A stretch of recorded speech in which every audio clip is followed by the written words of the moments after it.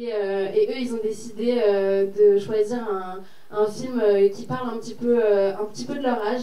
C'est un coming of age très émouvant qui parle justement des réseaux sociaux et de leur arrivée. C'est Didi de Shenmue.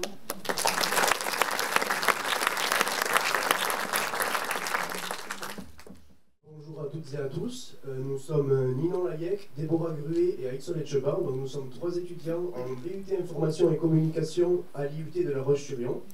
Et nous sommes devant vous aujourd'hui pour représenter nos camarades dans l'élection du prix du coup de cœur des étudiants au cadre de cette 15e édition du Festival international du film.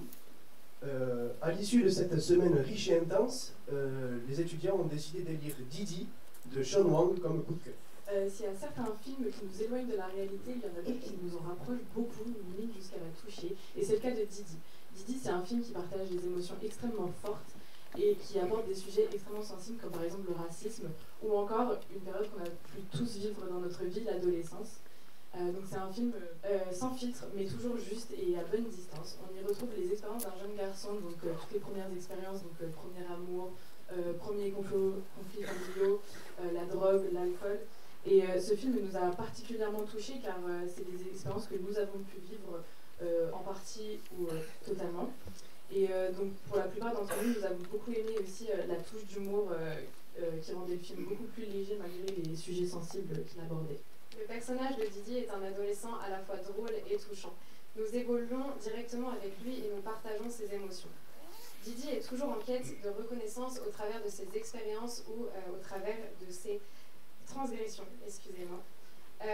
Donc, avec son skate, ses vidéos ou encore ses origines et ses surnoms et sa relation avec sa sœur, sa mère et sa grand-mère, Didi est à la fois un adolescent unique et universel.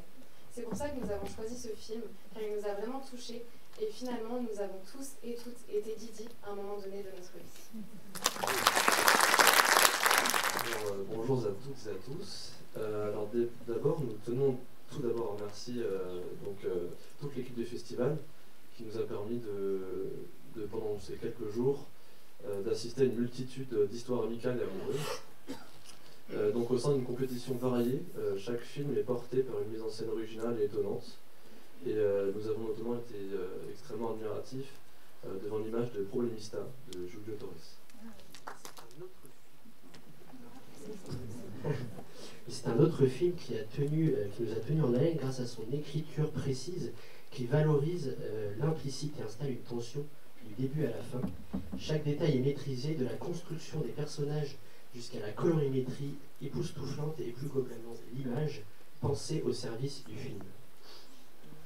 À une quasi-unanimité et avec un grand enthousiasme, nous avons décidé de récompenser un film qui a représenté pour nous une immersion radicale. Le prix Trajectoire 2024 est décerné à Pierce de Nelly Sciallo.